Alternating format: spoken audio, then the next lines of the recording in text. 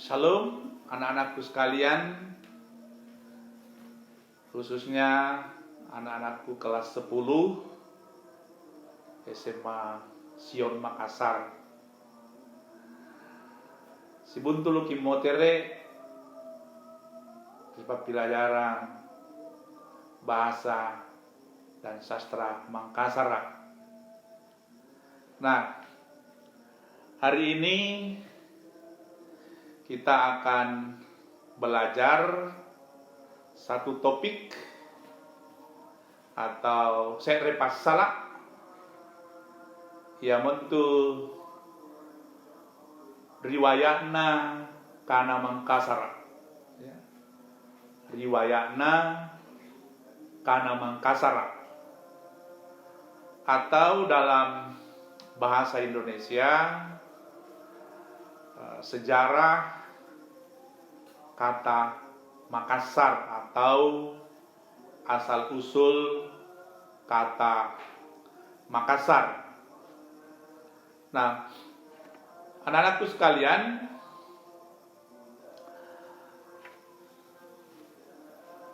pasti kalian sudah lama tinggal di Makassar. Nah, mungkin banyak yang sudah pintar berbahasa Makassar. Tapi apakah kalian sudah tahu asal-usul atau sejarah kata Makassar atau Mangkasar itu sendiri?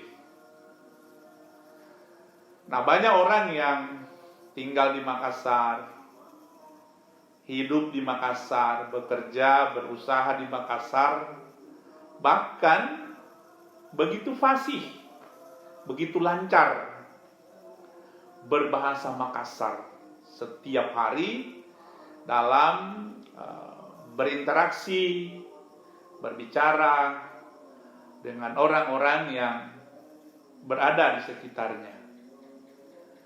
Tetapi tidak semua orang tahu bagaimana sejarah, bagaimana asal-usul kata Mangkasar atau kata Makassar.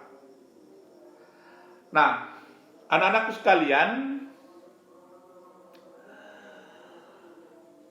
kata Makassar itu bagi orang Makassar disebut dengan Mangkasar. Ya. Jadi pada umumnya orang Makassar itu menyebut Mangkasar, bukan Makassar, hanya bahasa Indonesia. Kemudian menerjemahkannya menjadi Makassar, ya. Tetapi bahasa aslinya, bahasa Makassarnya itu adalah Mangkasar, ya. Nah, anak-anakku sekalian,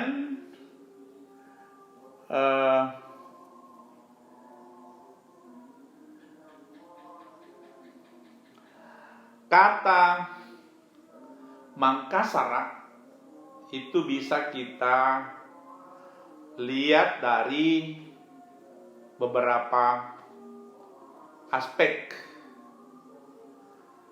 Nah, untuk pertemuan kita kali ini, kita akan melihat kata Mangkasar itu dari dua aspek.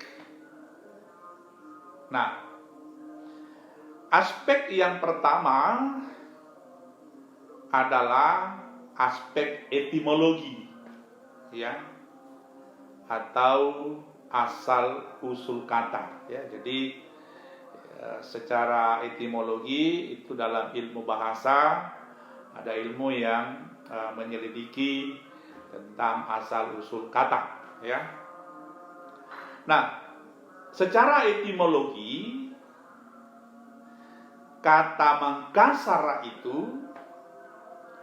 itu terdiri dari dua suku kata, ya. Jadi secara etimologi maka kata Mangkasar ya, pakai K di belakang, Mangkasara.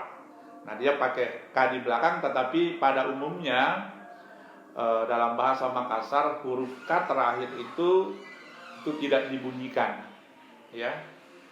Jadi misalnya tulisannya Mangkasara itu MANG K, kemudian A, kemudian S, kemudian A, kemudian R, kemudian A tambah huruf K di belakang.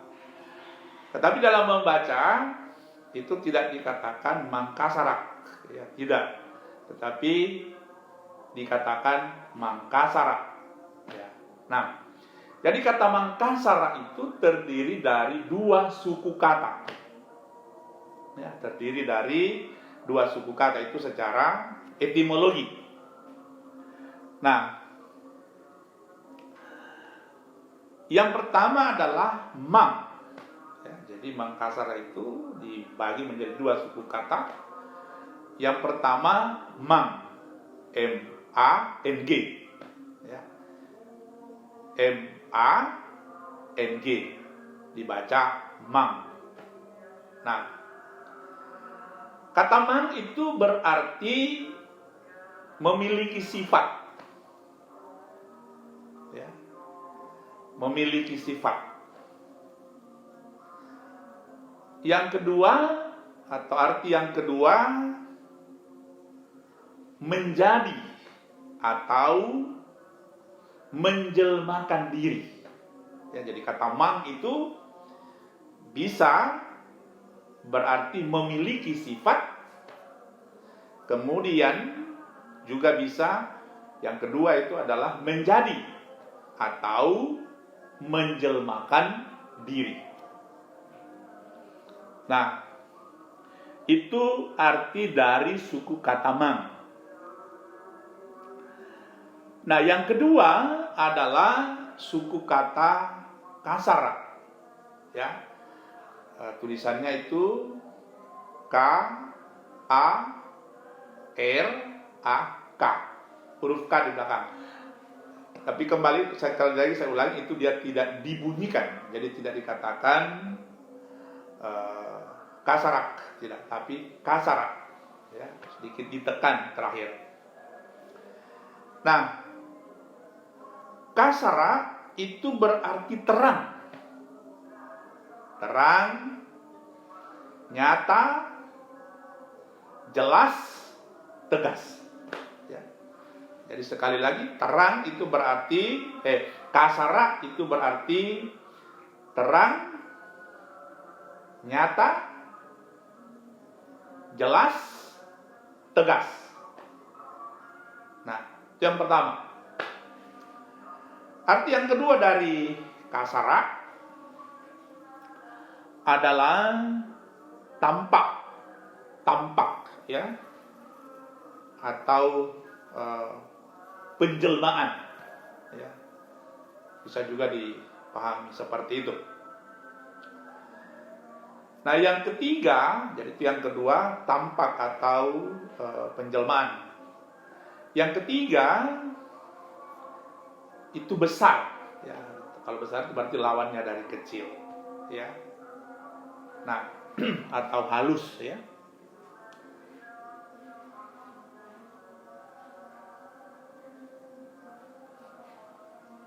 Nah, jadi secara etimologi,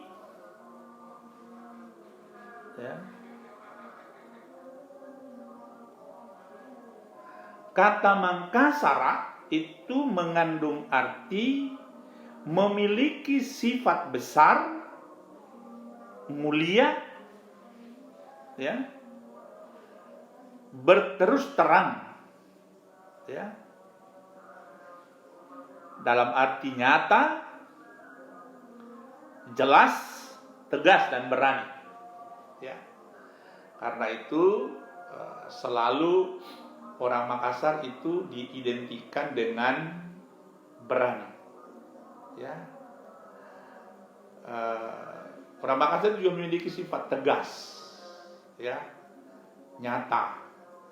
Jadi dia tidak mau bercerita di belakang, dia mau menceritakan sesuatu itu apa adanya, ya. Nah, soal orang lain mungkin tidak menerima baik, itu persoalan kedua. Tetapi orang Makassar itu selalu menyatakan iya itu benar itu benar, atau salah itu salah, ya. Meskipun mungkin bagi orang lain berat untuk menerima itu, tapi dia akan berani mengatakan sesuatu itu benar kalau itu benar, dan salah kalau sesuatu itu salah. Nah, kata kasara sendiri itu dapat mengandung beberapa arti, ya, tergantung konteks bahasa atau kalimat yang diucapkan. Nah, misalnya satu kata akasaraki malaekaka, ya, akasaraki malaekaka, artinya malaikat itu menampakkan dirinya, ya. Nah, kemudian contoh yang kedua, misalnya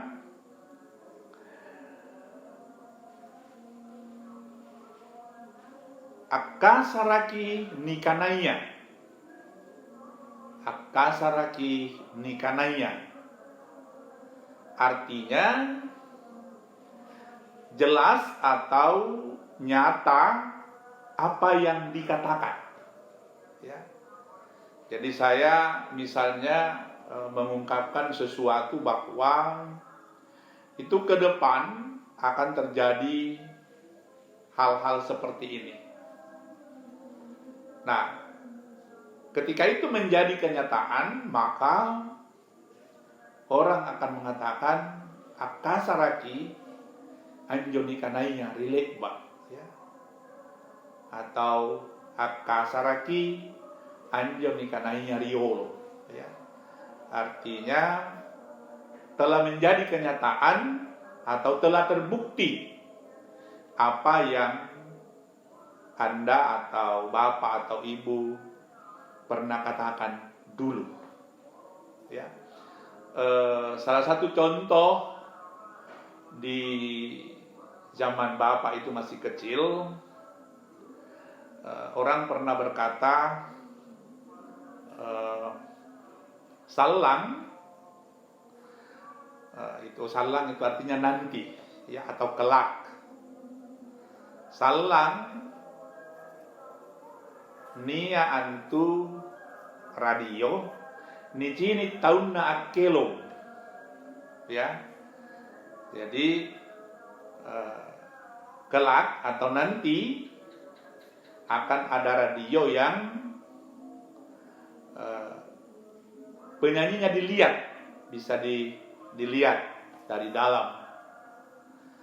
Nah, kemudian muncullah apa yang kita kenal dengan televisi. Nah, di mana kita bisa melihat orang di dalam televisi itu. Nah, ketika televisi itu muncul, orang berkata, ya, akasarami anjoni kanaya riolo, atau akasaraki anjoni kanaya rilekba, ya. Artinya sudah terbukti apa yang Anda atau Bapak atau Ibu pernah katakan dulu, ya. Karena kan dulu orang hanya menggunakan radio, belum ada televisi, dan orang sudah membicarakan bahwa suatu saat akan ada radio di mana kita bisa menonton orangnya menyanyi, dan itulah televisi, ya. Nah, kemudian contoh yang ketiga, misalnya kasaratna senjuku bolua, ya, sigan raya kak jalak balina, ya. Jadi kasarakna senjuku bolua sigan raya kak jalak balina, artinya besar-besar semua ikan bandeng. Bandeng itu ya, artinya besar-besar semua ikan bandeng itu. Nah, pantas mahal harganya. Ya, sekali lagi, kasarakna senjuku bolua sigan raya kak jalak balina, artinya besar-besar semua ikan bandeng itu, pantas mahal harganya. Nah, jadi kasara itu, arti kasara itu bisa berubah sesuai dengan konteks, ya, kalimat atau percakapan yang kita lakukan. Nah, jadi itu arti mangkasara secara etimologi, ya. Nah, itu dari sisi etimologinya. Nah, yang kedua, kata mangkasara dari segi terminologi. Nah, kata mangkasara secara terminologi itu mengandung beberapa arti, ya. Nah, yang pertama, kalau kita bicara tentang mangkasara, itu berarti kita berbicara tentang salah satu suku di Sulawesi Selatan, ya. Jadi kalau kita bicara mangkasara, itu bisa berarti satu etnis. Nah, karena di Sulawesi Selatan itu kan ada 4 etnis. Makassar, Bugis, Toraja, dan Mandar, ya. Nah, jadi kalau kita bicara mangkasara itu bisa berarti salah satu etnis, namanya etnis Makassar, ya, yang ada di Sulawesi Selatan, ya. Nah, termasuk di dalamnya budaya dan bahasanya, ya.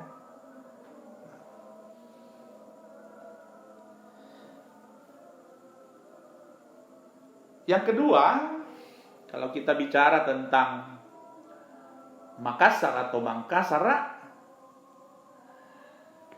itu bisa berarti kerajaan, salah satu kerajaan di wilayah Sulawesi Selatan. Nah,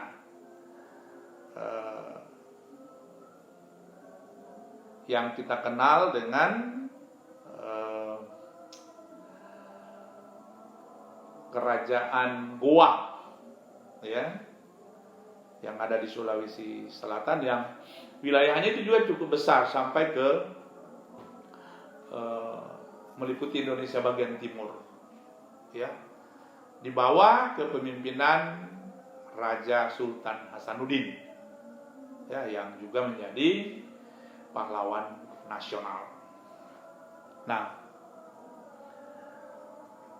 yang ketiga, kalau kita bicara tentang Mangkasara atau Makassar, itu juga bisa bicara tentang tempat dalam artian nama selat yang terletak di antara Kalimantan dan Pulau Sulawesi, ya, yang kita kenal dengan Selat Makassar, ya. Nah, ini terletak di wilayah antara Kalimantan dan Sulawesi. Nah, anak-anakku sekalian, sampai di sini dulu. Ini dua hal yang kita bisa lihat, dan nanti pada pertemuan berikutnya kita akan melihat dari segi yang lain, ya. Hari ini kita bicara dari sisi etimologinya, kemudian dari sisi terminologinya, ya. Nah, oke, anak-anakku sekalian, kita akan jumpa pada pembahasan minggu depan dengan topik yang berbeda, tapi masih merupakan lanjutan dari topik kita saat ini. Salam, sampai jumpa minggu depan.